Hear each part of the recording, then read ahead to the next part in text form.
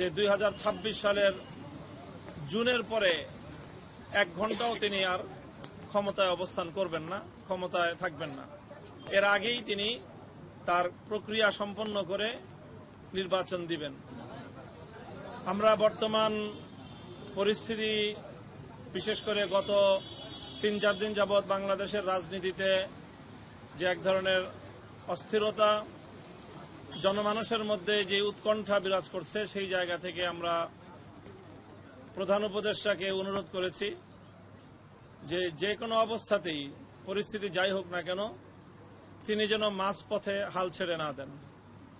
প্রধান উপদেষ্টা আমাদেরকে এ ব্যাপারে আশ্বস্ত করেছেন যে আমরা যদি সকলে তাকে সহযোগিতা করি তাহলে তিনি চলমান এই যে সংস্কার প্রক্রিয়া, এই সংস্কার প্রক্রিয়ার একটি পর্যায়ে নিয়ে দেশ এবং জাতিকে একটি গন্তব্য পর্যন্ত পৌঁছে দিয়েই তিনি তার দায়িত্ব ক্ষান্ত করবেন এবং একটি সুন্দর, গ্রহণযোগ্য, জাতীয় এবং আন্তর্জাতিক পর্যায়ে সকলের কাছে গ্রহণযোগ্য একটি নির্বাচন জাতিকে তিনি উপহার দিতে চান এবং সেই নির্বাচনের জন্য তিনি তার সর্বোচ্চ যে সময়সীমা তিনি বলিষ্ঠভাবে, স্পষ্ট ভাষায় আমাদের সামনে ব্যক্ত করেছেন, কমিটমেন্ট করেছেন যে 2026 সালের জুনের পরে 1 ঘন্টাও তিনি আর ক্ষমতায় অবস্থান করবেন না, ক্ষমতায় থাকবেন না।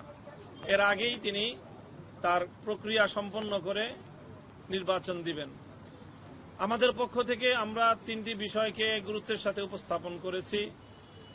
একটি হলো যে চলমান সংস্কার প্রক্রিয়া, এটা এই পর্যন্ত আমরা বলেছি যে এখনো পর্যন্ত সরকারের পক্ষ থেকে সংস্কার কার্যক্রমের কাঙ্ক্ষিত মানের কোনো অগ্রগতি আমরা দেখতে পাইনি। এ বিষয়টা আমরা আমাদের উদ্বেগের কথা জানিয়েছি যে এইভাবে অনিশ্চিত গন্তব্যের দিকে যাওয়া ঠিক নয়, বরং সংস্কার কতটুকু হচ্ছে, কতটুকু হবে সেই বিষয়ে সুস্পষ্ট, অতি দ্রুত, অনতিবিলম্বেই সংস্কারের বিষয়টাকে জাতির সামনে স্পষ্ট করা উচিত যে সরকার কতটুকু সংস্কার করছে।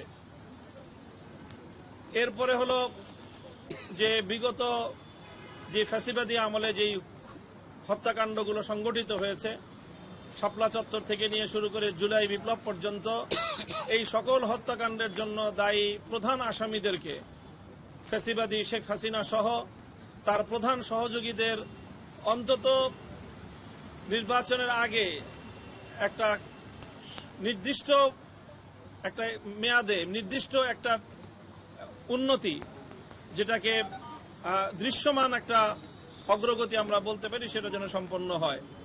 এ বিষয়ে আশ্বস্ত করেছেন যে অতি দ্রুতই ইনশাল্লাহ এমন একটি আমরা সংবাদ পাব, যার মাধ্যমে আমরা আশা করি যে ফ্যাসিবাদী আমলের এই খুনি হত্যাকারীদের অন্তত 2-4টা মামলায়ও বিচার কার্যক্রম সম্পন্ন হবে এবং অনতিবিলম্বে তার ট্রায়াল শুরু হবে এবং সেই ট্রায়ালের মাধ্যমে সেই বিচার সম্পন্ন হবে। এই বিষয়ে আশ্বস্ত করেছেন। আর একটা বিষয় অত্যন্ত বলিষ্ঠতার সাথে তিনি বলেছেন যে করিডোর এবং বন্দর ইস্যুতে দেশ এবং জাতির স্বার্থ বিরোধী কোনো কার্যকলাপ অন্তত তার দ্বারা সম্পন্ন হবে না। তিনি তার উপর আস্থা রাখার জন্য আমাদেরকে বিশেষভাবে অনুরোধ করেছেন। আমরা বলেছি যে এই সকল বিষয়ে, বিশেষ করে করিডোর ইস্যুতে, বন্দর ইস্যুতে, আন্তর্জাতিক যেই ইস্যুগুলো রয়েছে সেখানে যেন সকল রাজনৈতিক দলগুলোকে সম্পৃক্ত করে সেই বিষয়ে রাষ্ট্র এবং সরকার তার সিদ্ধান্ত গ্রহণ করে এবং পলিসি মেনটেন করে।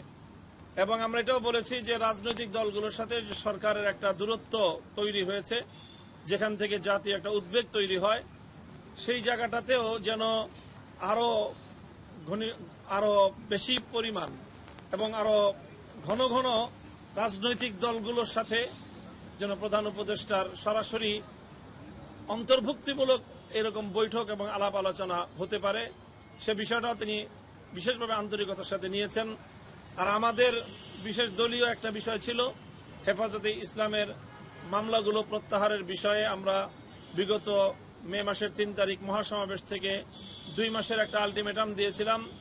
সেই বিষয়ে মাননীয় প্রধান উপদেষ্টা নিজে দায়িত্ব গ্রহণ করেছেন যে তিনি এই বিষয়ে সরাসরি তদারকি করবেন এবং আশ্বস্ত করেছেন যে এবার আর এই টাইমের বাইরে যাবে না, এর মধ্যেই ইনশাআল্লাহ মামলাগুলির বিষয়ে আমরা একটি বিহিত পাব।